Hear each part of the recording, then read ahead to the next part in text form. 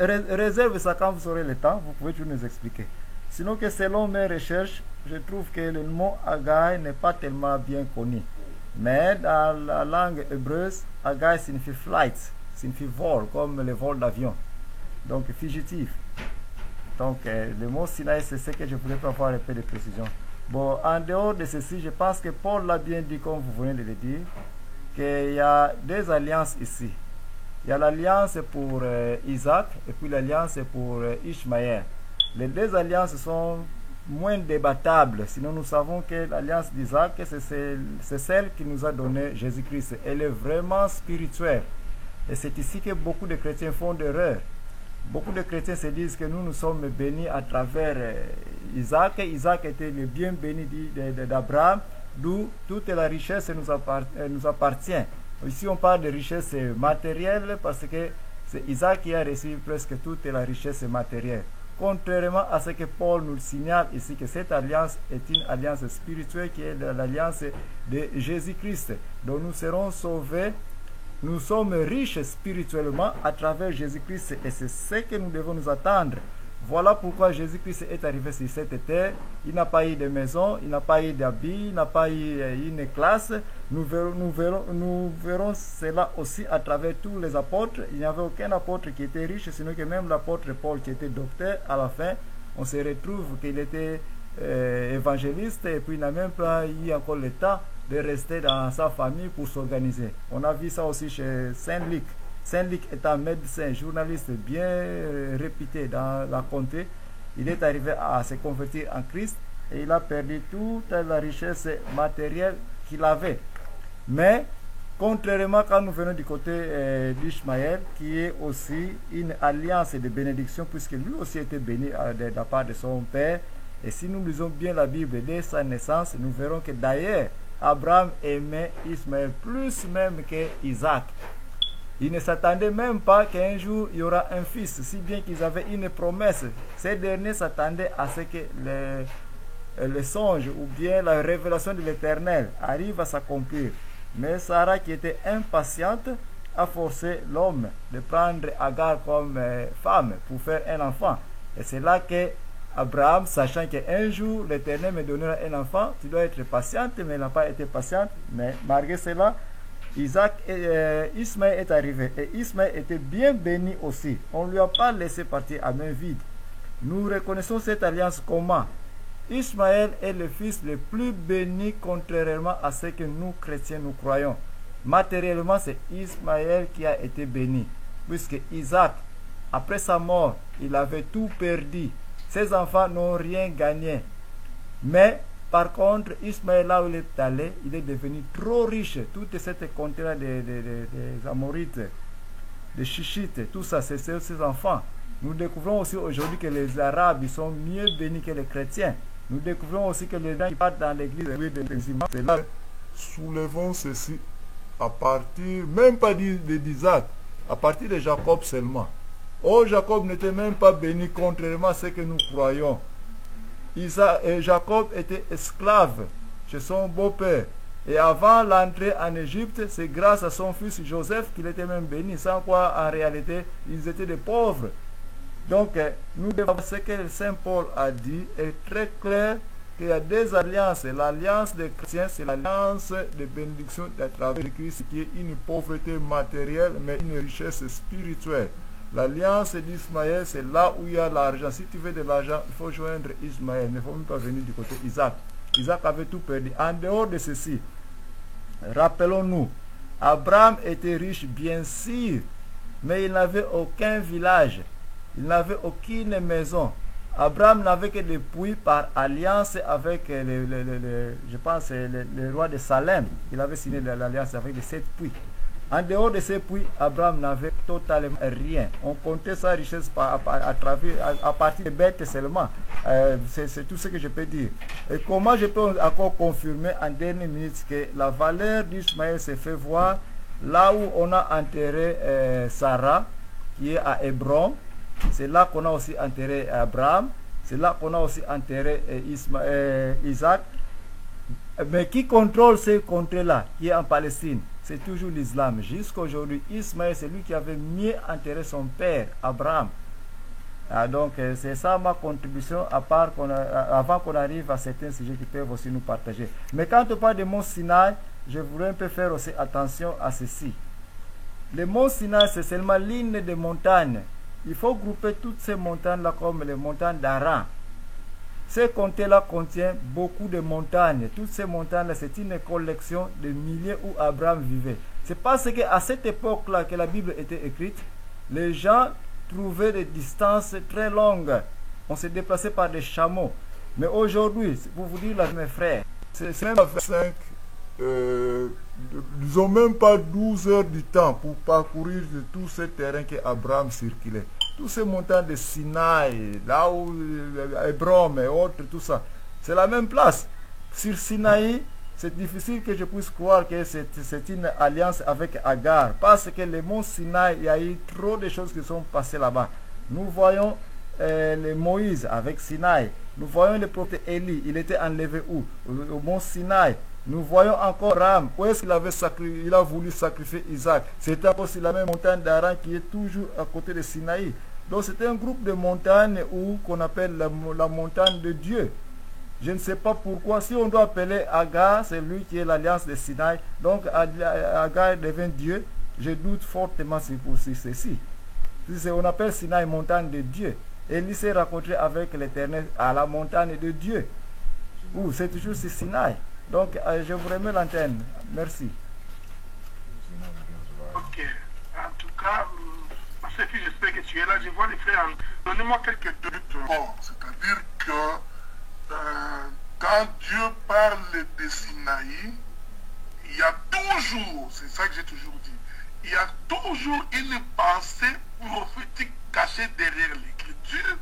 C'est cette pensée prophétique que nous sommes en train de rechercher. Donc, tant qu'on ne l'a pas retrouvée, cette pensée prophétique, eh bien, nous resterons, nous resterons un peu dans l'histoire, un peu dans la géographie. Ce qui n'est pas aussi mauvais de connaître un peu la géographie et l'histoire. Donc, mais quand bien même qu'on reliera ces choses-là, il faudrait vous dire qu'il y a toujours, je dis toujours, une pensée prophétique cachée derrière cela. Voilà pourquoi la femme samaritaine a dit à Jésus, vous dites qu'il faut prier dans le temple, vous comprenez? Et nous disons à la montagne, et Jésus vient et s'explique de Jésus. Sinaï. La question que nous sommes en train de soulever ici, ce n'est pas la question de est-ce qu'il y avait combien de montagnes autour de Sinaï, est-ce qu'il y a... Non, la question maintenant, il faudrait que nous nous posions la question de savoir pourquoi Paul appelle Agar Sinaï. Parce que je crois, toute écriture étant inspirée de Dieu, doit être utile à quelque chose. Pourquoi Paul a-t-il appelé Agar? D'abord, il dit qu'il s'agit de deux alliances. C'est ici que j'étais en train de marcher pour expliquer que Abraham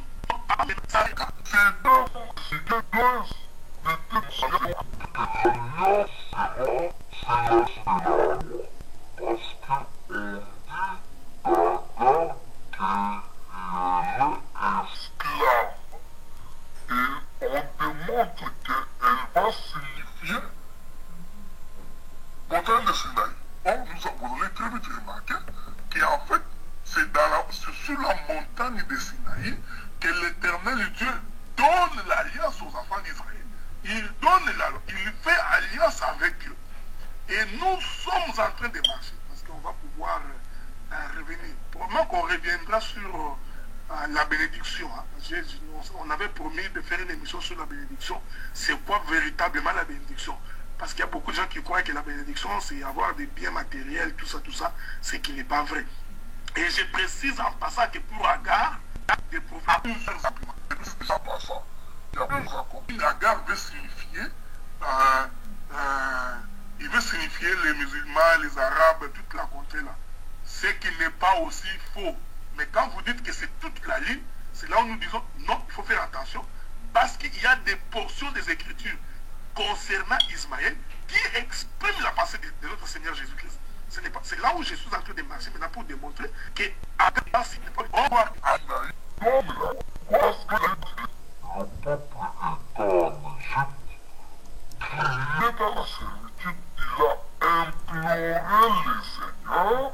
c'est ce qu'Agar a fait. Agar s'est retrouvé devant un puits et il pleurait à cause exaucer sa prière, envoie Ismaël, lui donne Ismaël. On n'a pas encore touché ce que Dieu prononce par rapport à Ismaël, parce qu'il y a beaucoup de choses qu'il faudrait toucher là-bas. Et là, on va voir tellement la même chose se répéter, parce que l'Éternel Dieu se répétant. Ça va se répéter avec les enfants d'Israël qui étaient aussi dans l'esclavagisme. Donc, ils étaient des esclaves. C'est la position d'Agar, parce qu'Agar est une esclave, selon ce que nous dit Galates. Vous comprenez? Et aussi, Israël va prier en étant esclave. Dieu lui fait la promesse d'envoyer sa parole le troisième jour où, sur la montagne de Sinaï. C'est là où nous avons dit, maintenant faites attention, parce que sur le plan prophétique, on va voir que Ismaël, ici, va représenter cette portion de l'Éternel qui descend sur la montagne. Bon, frère Philippe, avant de continuer, parce que frère André vient d'entrer, je voudrais d'abord vous donner le micro momentanément pour pouvoir nous conduire dans ce débat-là. Vous avez la parole, frère Philippe. Merci. Je crois que pour la précision, l'écriture de Galates, chapitre 4, verset 25, c'est Paul qui fait la correspondance. Il le fait non pas par rapport à l'étymologie du nom d'Agar, parce qu'il dit que les deux femmes, ce sont les deux alliances, c'est allégorique, donc c'est-à-dire c'est symbolique, vous voyez. Maintenant, il fait correspondre Agar à la première alliance, le mont Sinaï en Arabie, là où était chez les Arabes. Donc, vous voyez, donc c'est Agar, c'est Sinaï, non pas par l'étymologie du nom d'Agar, comme le bien-aimé a semblé faire la remarque, mais c'est par rapport à la correspondance de l'alliance.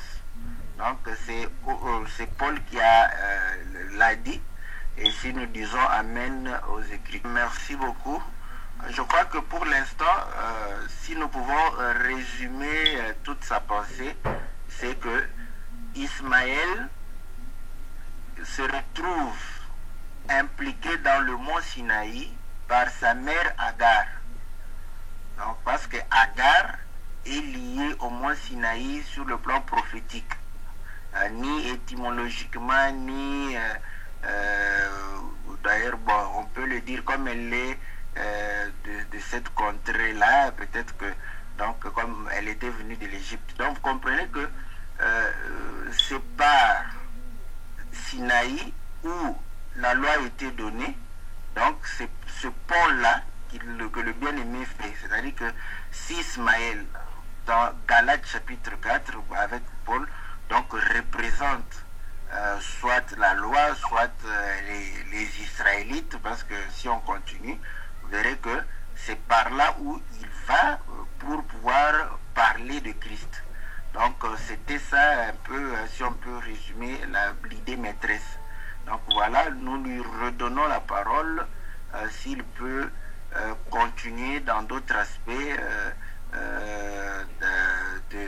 d'Ismaël. Bon, moi je m'aimerais poser la question parce que est-ce que la difficulté que les gens ont, est-ce que l'ombre de Christ veut dire être élu, avoir la vie éternelle? Est-ce que l'ombre de Christ est nécessairement, c'est-à-dire pour que quand quelqu'un soit l'ombre de Christ, il faut qu'il soit élu, soit qu'il soit de la postérité d'Abraham, ou bon, d'abord Ismaël est de la postérité d'Abraham, voilà la réponse sera.